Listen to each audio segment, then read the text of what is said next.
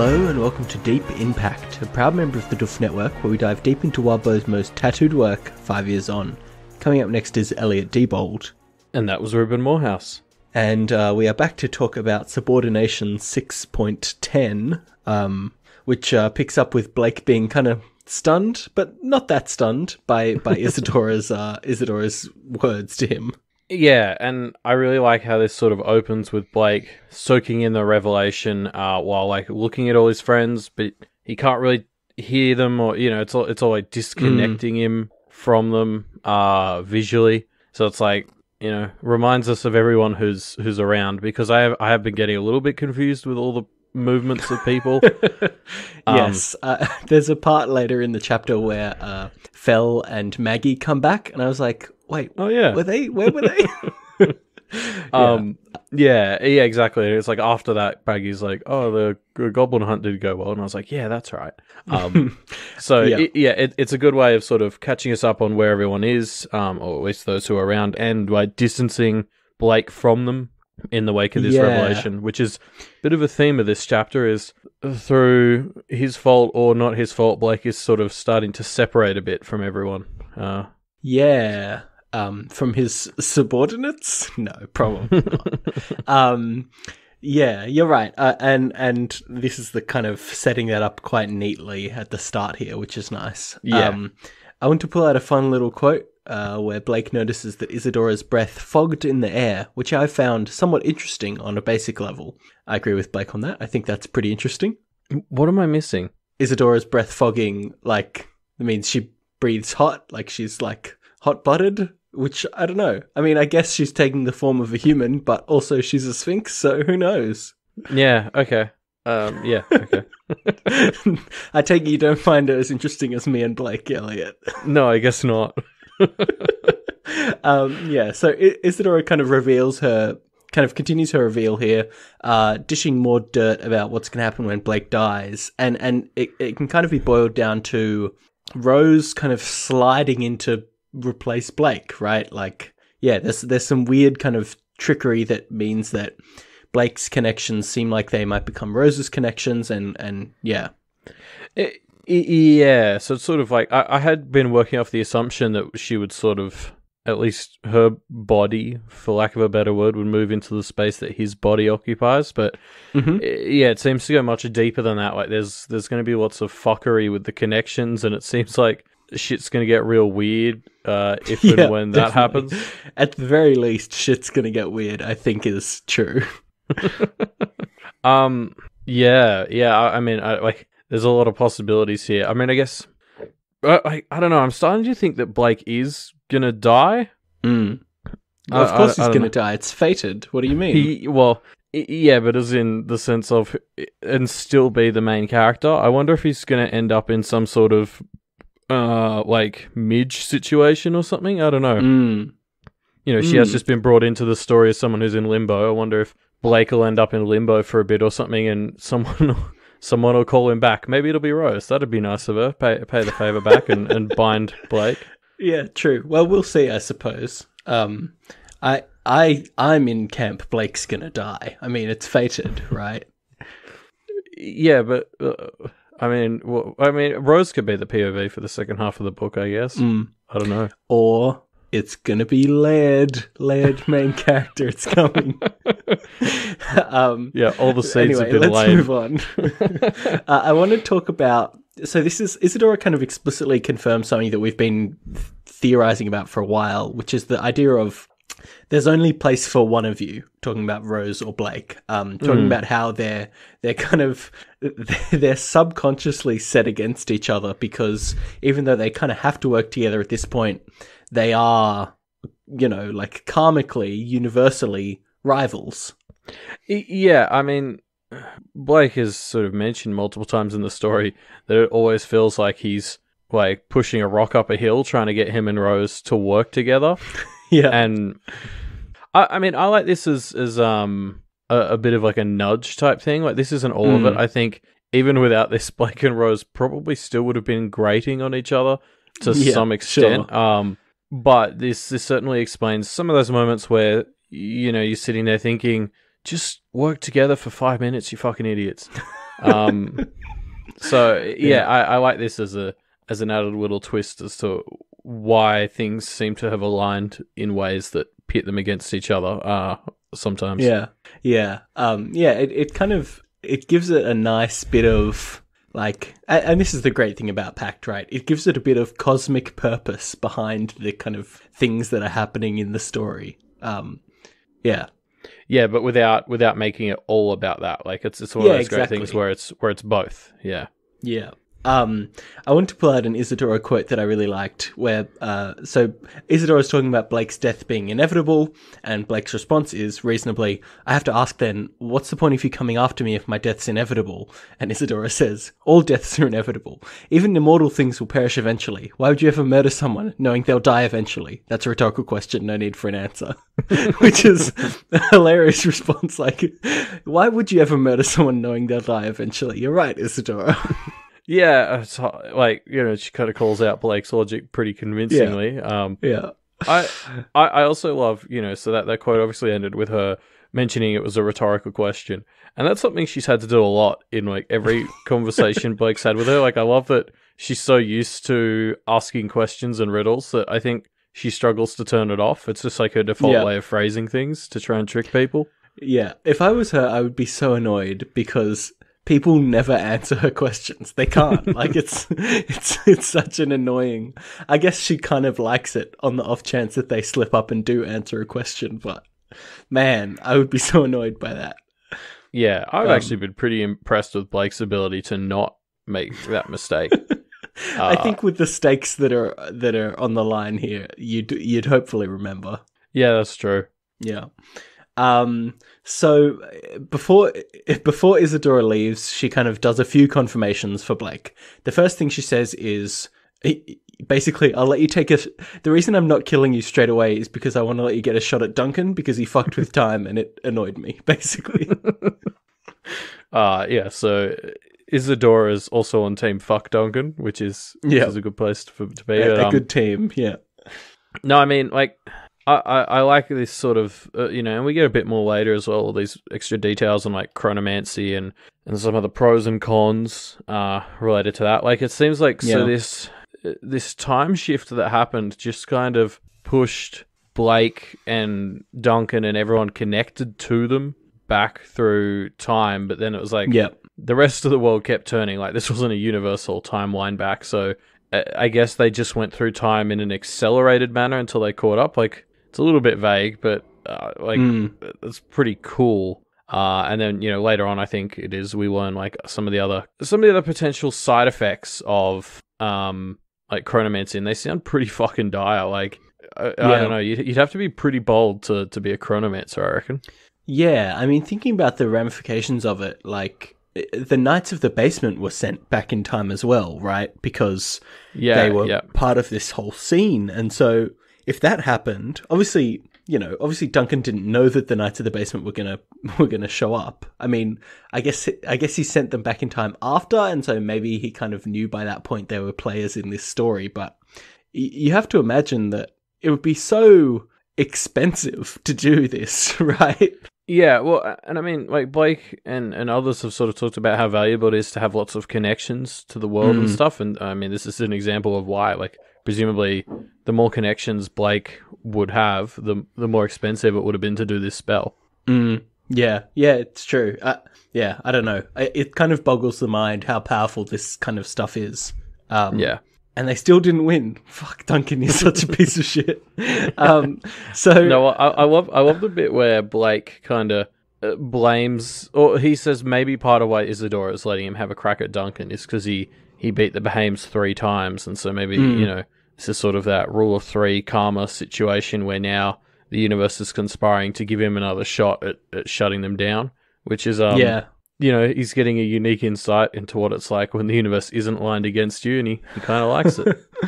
Yeah, I mean, I think it's easy to imagine Isadora kind of explicitly as an agent of karma, right? And so I think that is quite apt. The idea of Isadora just being grouchy at Balance being upset, I think is quite fun.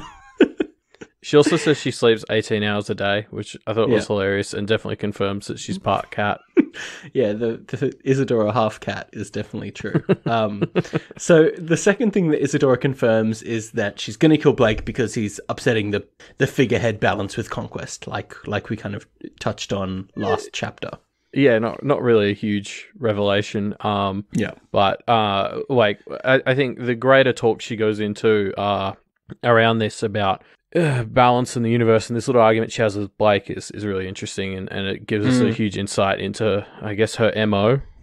Yeah, so they kind of get into a discussion where Isadora sees things as binary, right? Everything's either yes or no, black or white. And in this example, Blake will either win, which fucks over the balance of power in Toronto, and therefore he should die, or Blake will lose, which fucks over the balance of power in Toronto, and therefore he should die, right? And so, since there are only two options, and both of them are bad, it's very clear for Isadora what she has to do, right? Yeah, but of course, Blake, wildcard Thorburn, is having none of this. I love how he suggests that he might have a third, fourth, or fifth idea about how this goes, which is like, this is the first we're hearing of even like a third plan, and suddenly he reckons he's got three of them. Yeah, he's got a few back up his sleeve, which is pretty wild. Especially because I can't imagine a situation where this doesn't end in absolutely complete victory for Conquest. Like, Conquest is not the sort of guy who's just going to be like, yeah, fair enough, it's a draw.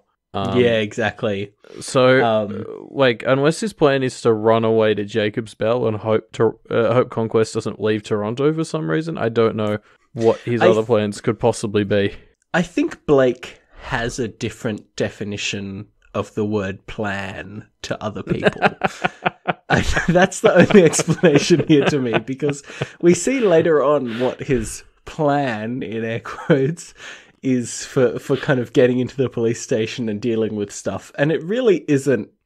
It's kind of like an idea, It's not, I don't know, it's not a plan. And I think those it's aren't telling... synonyms, Blake.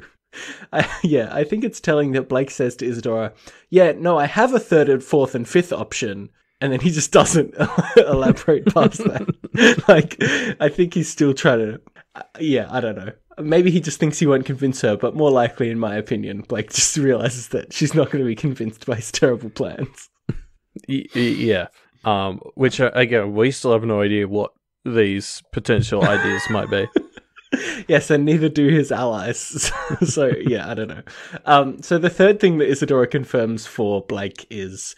Blake asks, don't hurt my friends, and Isadora says, I won't, as long as they don't, get in the way. But I love how fair Isadora is. Like, that just seems like the best word for it. Like, fair with a capital H to sort of, use the sort of... just, maybe? Yeah. Well, like, obviously, her concepts of fair and just are obviously tied into karma, which... yes. I have some problems with, but overall, I just like how she's just has this system, and for the most part, it's kind of pretty reasonable, and she sticks to it in a pretty strong way. Like, there's something to respect there, despite the fact she's trying to kill Blake, even though I think that's unfair. Yeah, I mean, she definitely has a system that she sticks to. The line before she leaves Blake is great. She says, "I wish you luck, diabolist. I will try to find you later in the day." Which is so casual for what it is, which is awesome. And Blake's just like, yep, all right, see ya. Yeah, it's so subtly ominous. It's pretty great. So Blake goes back inside and sees that Rose has summoned two more others. She summoned Bloody Mary, and she summoned the Tallow Man, and she's clearly also preparing to summon Corvidae. And Blake basically can't be fucked to argue this, so he just throws out the bomb and says, "Hey, I'm gonna die. So trump card." Yeah, which I guess is a distraction tactic. No, it's a solid one. I mean, because he ties this to his whole, third option type thing, saying, option one is say no, option two is say yes, and then option three is just avoid the argument. It's like, that's how all healthy relationships go, is you just constantly avoid the big arguments. Like, definitely making a good case for your third option strategy here, Blake. It reminds me of, the possessive partner who you get into a situation where you're going to break up and they throw out something like, "Oh, I'm dying," and then you just have to be like, "What?" Yeah. That's a really good analogy, actually. So it's not the healthiest argument. Is what I'm trying to say. No, absolutely. I totally agree. The reactions from his friends to hearing this are pretty heartbreaking. Like particularly Alexis and Tiffany's. And I'm jumping ahead a bit, but there's this bit where Blake ruminates on why Alexis is so upset. Yeah. And basically, his reasoning is that he's part of her legacy. Like, we all want to leave our legacy on the world, and her legacy is these people she's helped, and so she's upset that one of the people she's helped is going to die, and that will undo her work. And I mean, like, this is so probably true. It's it's a bit of a cold read. Like, I agree that this is probably a little bit true on some level, but also you're fucking really good friends with her, Blake. Like, that's why she's sad. Like, it's a bit ridiculous, I think. Yeah. Tiffany also is quite upset, and I think it really just feels like Tiffany is kind of seems like the kind of person who's building up a bit of a narrative of her and Blake eventually having a nice, comfortable romance, and this seems to kind of fly in the face of that. I wish she'd asked anyone else, because I think just about anyone who could have told her that wasn't going to happen. Presumably, the fact that she knows what's going on should be enough of a hint that that's not going to happen. No, it sucks because I mean she's just met someone she likes, and it's kind of seemed to be going well, and and she's they basically do seem just made quite compatible. Well, yeah, now she's just made a lifelong commitment to kind of keep the relationship with that person going, and now he's going to die. Well, yeah, that's the problem with a lifelong commitment, right? Is it's lifelong, and Blake's life is not long. So I think it's important to point out Blake doesn't spill all the beans here. Obviously, a big bean he doesn't spill is he doesn't tell Rose that she's not tied to his existence. But he also doesn't seem to tell his friends that this is going to happen today. Like, I don't know. I feel like that the time frame...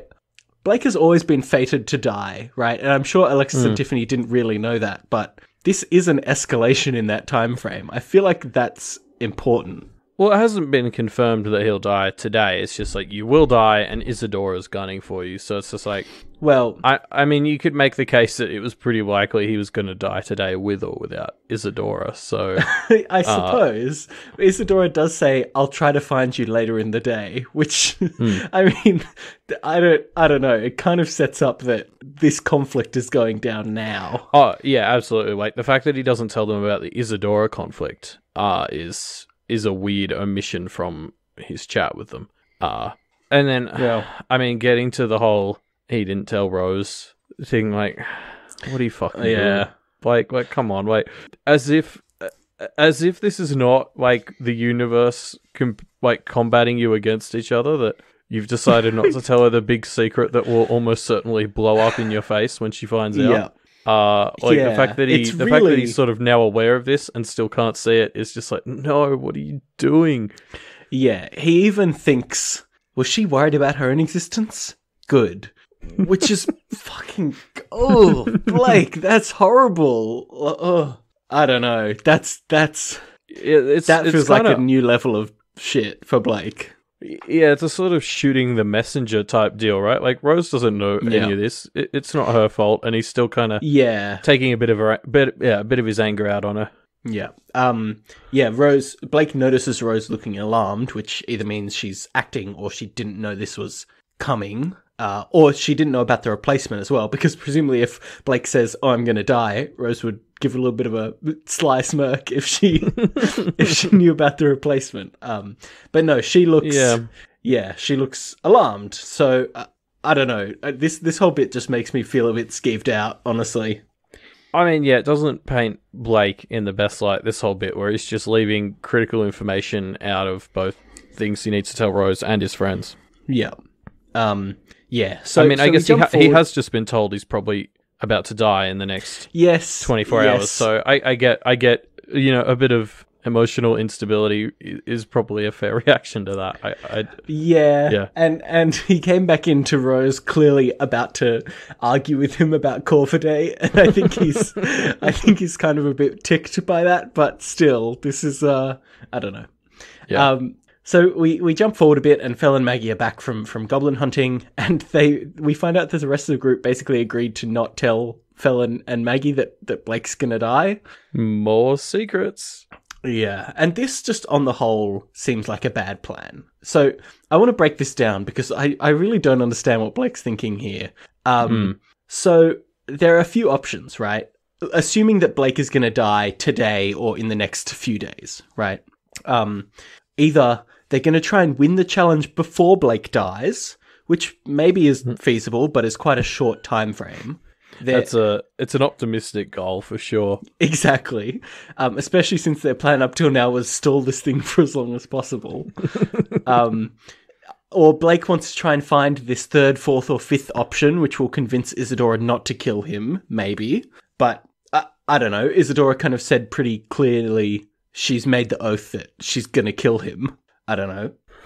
Yeah, I'm not sure exactly how being forsworn works for others, but at the very least, her saying that implies that she has no plans to change her plans. Yes. The other option is Blake just wants to kind of do as much as he can in this challenge so that when he dies during it, Rose and co kind of use this, use this confusion to win. But then telling them would do that better. Yes, and also, I mean, I'm sure Isadora doesn't want Rose to win either, right? Like, if Isadora is going to kill Blake and knows that Rose is going to come into the picture, and Rose is even more bound to conquest, like, I don't know, I feel like Isadora would just take the next logical step. Well, I mean, conquest let her out of the chains, right? So, like, presumably Isadora's hoping that when Rose pops into physical existence, she just gets the fuck out of Dodge. Yeah, I suppose. The other point about this is, like, Rose, Alexis, Tiffany, and Tyler don't know that Rose is going to supplant Blake, so what do they think is going to happen under this plan, right? Like, Blake's going to do as much as he can and then just die, and then, they just give up? I don't know. The final and most likely option here is that they don't have a plan, and Blake's just going to fuck with the Behames a bit more until he dies, and that's it. That seems like what's happening to me. Yeah, I mean, I assume that the excuse for not telling Maggie and Fel has to do with morale or something, or like, I don't know, because, you know, the champions don't have to work with Blake. Like, that's part of the whole setup, right? So if Blake goes up to him and is like, so I am gonna die, and then if he was being completely honest about it, and probably today, Fel and Maggie would probably just be like, well, fucking see ya. I mean, kind of, but Fel's in a pretty bad situation if Blake dies, right? I mean, yeah. Maybe it's not worse than the situation he was in before, but I find it hard not to believe that Conquest would be a bit vindictive about Fel being in open defiance here. Yeah, but what's he going to do if Blake's pretty much confirmed dead, right? Like, go, you know, he can go and have, I don't know, a nice beer or something before Conquest takes him back. Yeah, or he could, I mean, maybe kill himself is an option. He probably has the power to do that now. That's true. I don't know. That's grim. That's grim, but it's not a bad point. Yeah. Anyway, the point of this little conversation is I don't think they have a very good plan right now. Anyway, moving on to the police station. Moving on to the next bit of their plan is they kind of make their way to the police station. Fel has set up these cool little magical cardboard portals to let them travel between the real world and the spirit world to hopefully outmaneuver the Behames. Yeah, which is a funny little idea. Like, it makes a lot of sense. It's one of those classic, one of the things I really like about all the Wild Boar stories is how practical people are with stuff like this. Like, of course, you're just going to have your spirit world portal descriptions just on, like, a piece of poster board that you bring around with you. It makes a lot of sense. Yeah. And so everyone kind of heads into the astral realm I've written down here, the spirit world. And they get these kind of... Blake sees them get these, like, X-ray bodies, and so Blake kind of gets a bit of a chance to notice things that are, important to these people being additionally glowy on these bodies. So, Alexis has her teeth, which is interesting. Fel has his gun. There's a few things that he can kind of pick out as being relevant to these people, as well as avoiding seeing anything that's a bit too rude. Yeah, well, yeah. So it's interesting because once they go into the spirit world, like they become like what we saw other things doing in the spirit world, where it's sort of things are exaggerated by importance. So things like Alexis's teeth make sense because she used those for her awakening ritual as her personal item. Yep. Same with her tattoos. But yeah, it's great. Like Maggie has all the stuff about having pointed ears and fingers, which like I feel like this will make sense in the future. But like the pointy ears just makes me think like elvish or like fairy from other things, which I don't even know what to do with that information. But yeah, I thought this was really cool. And then it leads Blake onto that like whole thing about how you can get lost in the site because it lets you view things from so many angles that you can just kind of get stuck or lost. Yeah, it's pretty interesting. The idea of the site is something that's consistently pretty fascinating. Like, it lets you view the relative importance of things to people, which is fucking strange and awesome. Yeah, but there's so much flexibility and depth to it that, like, like as Blake says, you can just get lost and never come back. Yeah, totally. So they kind of travel, some in the spirit world, some in the mortal realm, and they get to the police station, kind of head inside, and immediately they notice 4 younger Bahams start heading towards them. The Bahams start following them, and Blake already kind of feels like he's starting to get cornered, so he goes and lures them into a bathroom.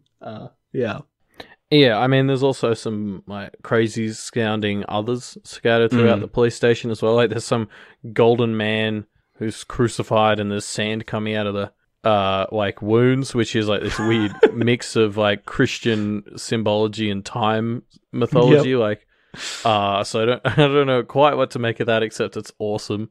I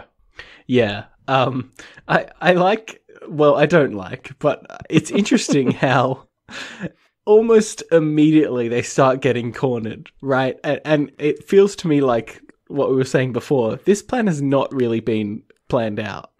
The plan basically was explained as get in quickly, fuck with them, visit the other policemen so that, you fulfill your oath of being here again, Blake, and then get the heck out. And it's such a bad plan. Immediately, it starts getting out of control.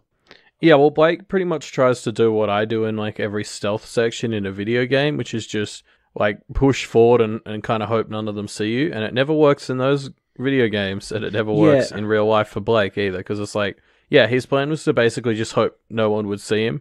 The problem with that is, in those video games, if you fuck up, you can try again. And Blake doesn't have that power. The Bahams have that power. They should be the ones doing this. Blake shouldn't Duncan do this. When you need him. Yeah. Anyway. I mean, I guess, I don't know. Like, you're right. It doesn't really seem like there was a plan here. Much more just a vague idea. But also, this is Blake. I'm just kind of used to that by now. We've had beats in the story about how Blake is kind of blasé to the horrors of this world now, and I feel like I'm having the same effect on Blake's shitty planning skills. I'm just kind of like, well, that's Blake. Yeah, I guess. I don't know. I don't want to get too blasé towards these bad plans, though. So there's an interesting thought as they get into the bathroom where Rose thinks, where Blake thinks to himself, I'm losing control of all this. I'm losing control of Rose, no longer having my friends compartmentalized. And like, that's a very interesting thought for him to have. Like, now I guess he's worried for his friends because Rose knows them now, or I don't know. It's the idea that he wanted to keep his friends compartmentalized for Rose is like really shows where he's at right now with regards to Rose. I don't know if it's compartmentalized from Rose as opposed to just compartmentalized from practicing in general. But I agree that losing control, even the phrase "losing control of Rose" is kind of gross, right? Well, it's very possessive, which is this explicit thing that he's been trying to not do. I don't know. Yeah. There's only so many times we can say, I'm sure he has the best of intentions, but... I mean, to be fair, she is only 2 weeks old, so you know he's kind of he's parenting her, right? That's what he means. Yeah. I'm sure that's what he means. So inside the bathroom, Rose kind of realizes they're surrounded and summons Bloody Mary, who kind of starts fucking with these behemes. They start trying to protect themselves, but Blake and Evan kind of mess with their protections, and one of the behemes gets kind of cut up by Bloody Mary, which Blake uses to escape and start heading outside. Not outside, sorry. They start heading upstairs, deeper into the police station. It's kind of like funny how quickly Blake goes from, these are just teenagers, you know, do we really want to fight them, to like fucking ruining all their protections so Bloody Mary can have a swing. Yeah. Like, I get it, like, in all the situations and stuff, like, I think it's very fair, but there is this very quick descent of, like it kind of encapsulates the whole diabolist dilemma, right? Like, he's like, oh no, we don't want to do that, and then suddenly you're cornered in the bathroom, it's like, fuck, let Mary at him. Yeah, exactly.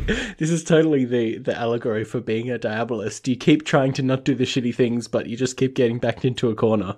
Yep, and when you have those tools available, they just they come out when you're desperate.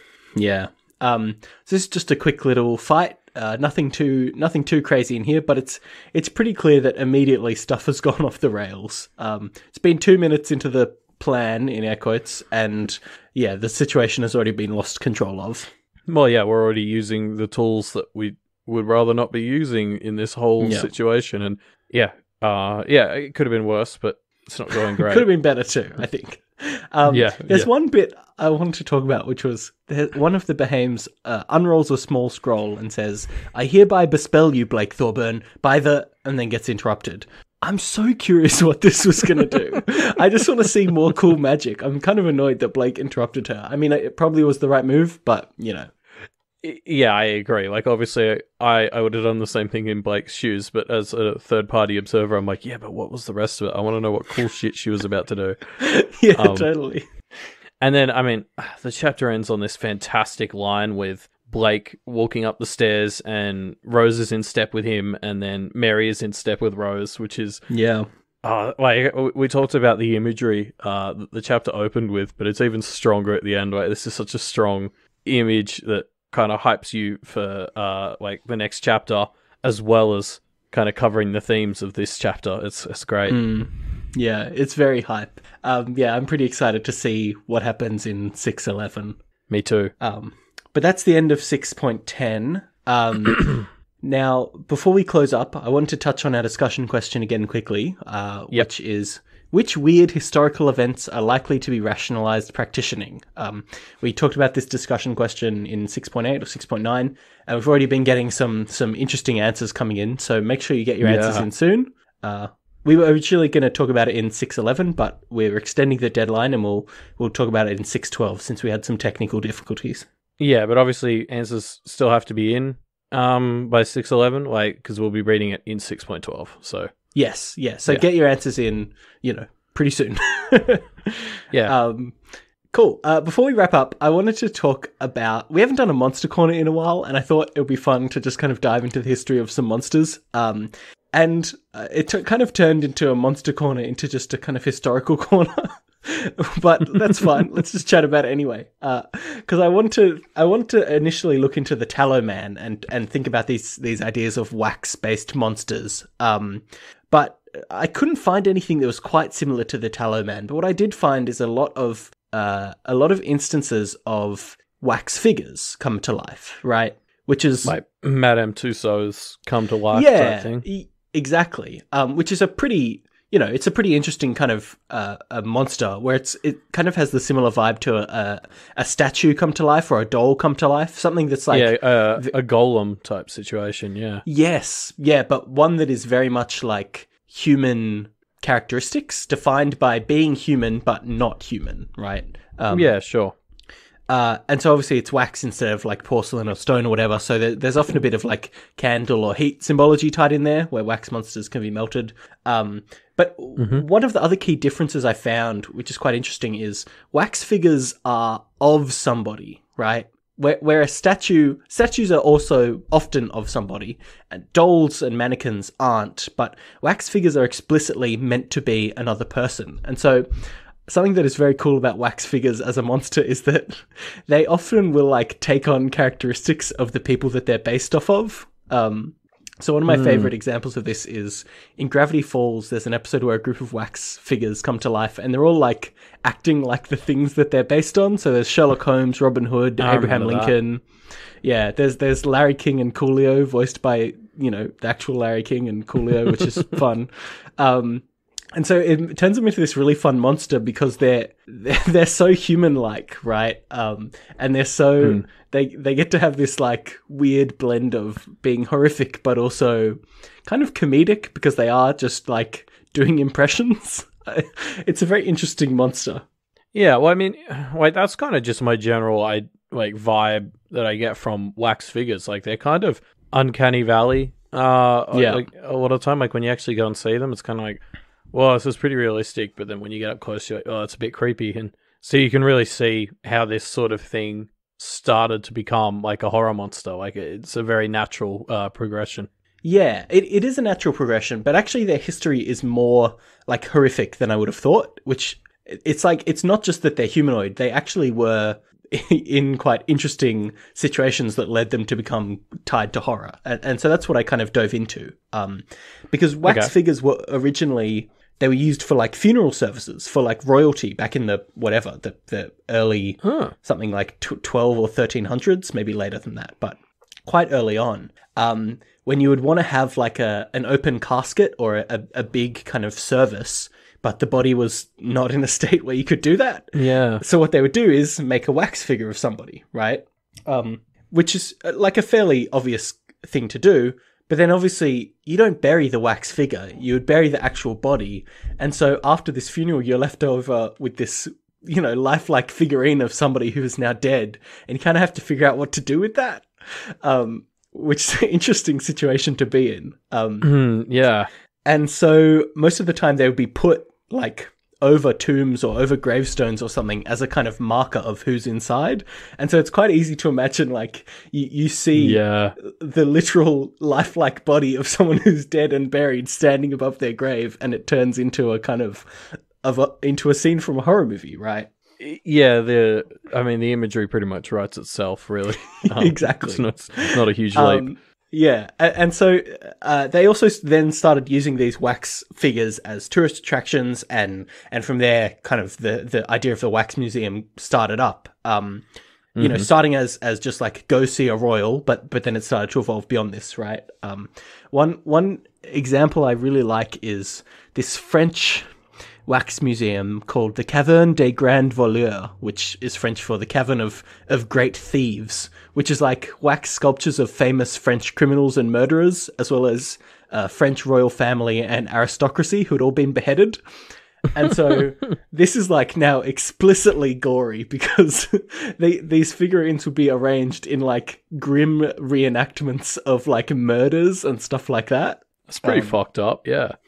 Yeah, these figures like that one I just mentioned, the figurines from that eventually is figurines? I don't know if that's right. The sculptures from that eventually went on to become a part of Madame Tussauds when that started up, where Madame Tussauds originally set up this separate like chamber of horrors to show wax sculptures of horrifying things. You know, a lot of guillotining for some reason. I think that was popular thing to see back in the day.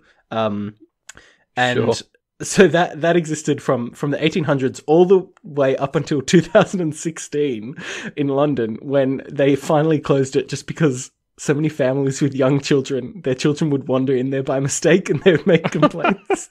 It seems like you could just have better signs, but okay. You would think so. And so that's the thing I really liked about when I was looking into these wax figures is obviously they've got this uncanny valley horror element to them, but they've also been used in such like horrific kind of ways that it really lends them to being a cool monster. I just thought that was interesting. So yeah, I actually had no idea about all the like history behind them and how they were originally used, but that really makes the whole specifically imitating real people thing like make a lot more sense to me. I kind of felt like that was just an arbitrary thing before you gave us that history lesson. That was cool. Yeah, well, there you go. Yeah, I don't know. You don't see that much wax monster like stuff in common in contemporary media. I think honestly, get on it, Hollywood. I think they're a bit too goofy, right? Like a monster that's also doing an impression of a famous person is a bit weird, but I don't know. Yeah, I mean, honestly, the only one that's jumping to my mind is the one from Night at the Museum,